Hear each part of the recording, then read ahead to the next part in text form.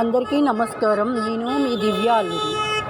నిన్న నేను Nifty predictions ఇచ్చినప్పుడు చెప్పాను 24,600 క్రాస్ అయితే కనుక నిఫ్టీ చాలా హై వెళ్తుంది, అక్కడ నుంచి మళ్ళీ బుల్స్ మళ్ళీ బూస్ట్ తీసుకుని పరిగెడతాయని చెప్పాను.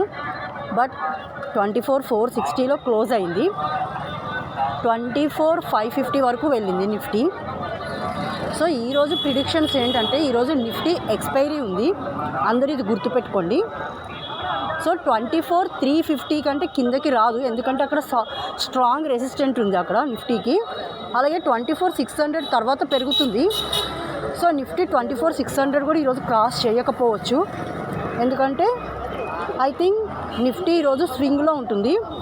అంటే 24,350కి వస్తే మీరు బై చేయొచ్చు, 24,550లో మీరు ఎగ్జిట్ అయిపోవచ్చు. ఒకవేళ మార్నింగ్ 24,550కి వెళ్ళింది అనుకోండి, పే కాల్ తీసుకోండి, ఖచ్చితంగా నిఫ్టీ అక్కడి నుంచి మళ్ళీ డౌన్ అవుతుంది.